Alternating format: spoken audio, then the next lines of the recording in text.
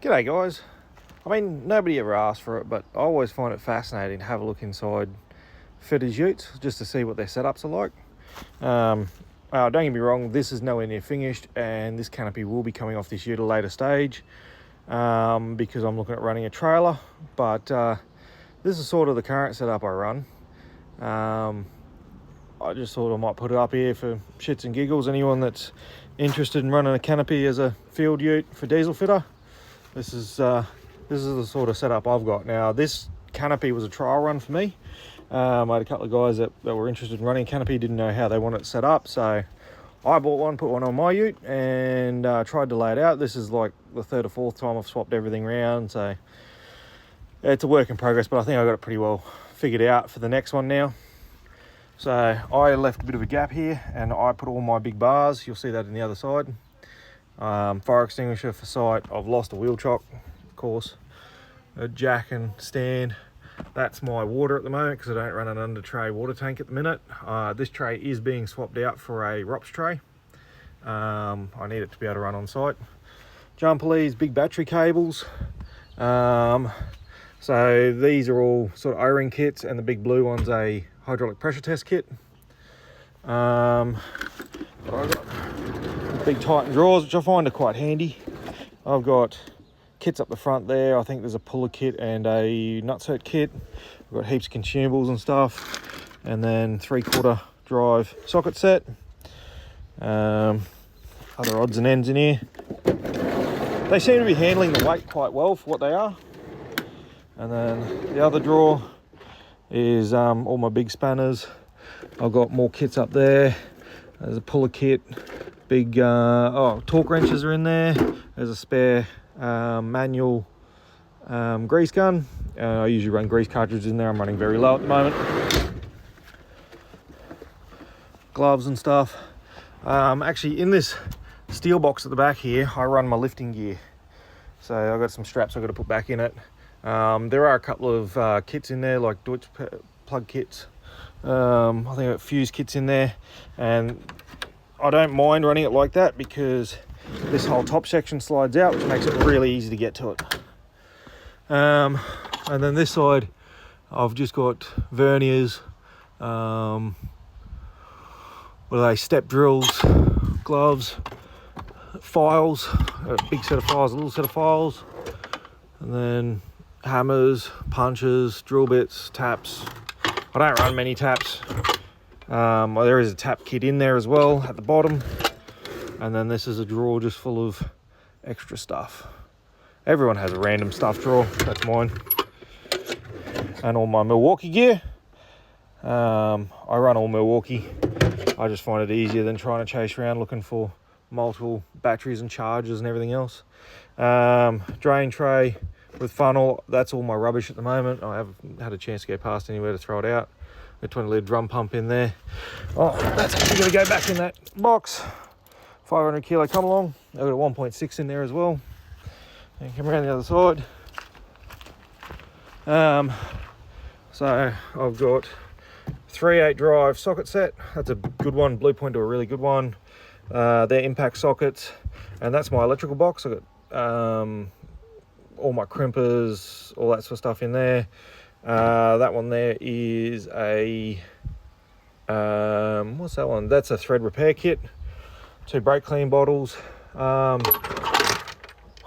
I've still got stuff in a tool bag. I'm still unloading a tool bag there, but all my pliers are in this drawer. Oh, that needs to go out. It's rubbish. Most of my screwdrivers and stuff. I really need to get some dividers or some boxes or something. If anyone's got any boxes that they use, they recommend to run in these sorts of drawers, let me know. These are TC Boxes drawers. They're steel. They're quite heavy, but they seem to be really good. This is where all my spanners go. Like I said, I've got a tool bag still being unloaded into it. I'm putting everything back, being out on site. And then this is a drawer for all my sockets. That's a 1/2 inch quarter drive socket set. Blue Point Inhex sockets, so your Allen key sockets. There's another they're long socket set down the bottom. I just set my breaker bar down in there. I've got the Milwaukee radio, and then I've got a Milwaukee charger, and this is a 12 volt charger. It runs off a cigarette lighter. Is that one there? I do run a second battery in this. And this means I don't have to get it test and tagged on site, so I can run it on site without test and tag. Extension lead. King's board with a King's solar controller. I find this is really good. The wiring does need to be fixed up. It's it's very much a dog's breakfast. But like I said, this is not staying on this ute. This was all sort of done at a last minute just to try and get it going because I was running out of power a lot. There's all my big bars and pipes and stuff. So that's a snap-on pry bar, really long one, 3/4 breaker bar, and some pipes and stuff. And there's a, I don't know whether you can see it, there's a crowbar in there. That's my water. So I just sit it out the side there and wash my hands and stuff. Got hand wash there. And then we sort of built this. We didn't really know what we were doing. This never used to sit like this. I've moved it.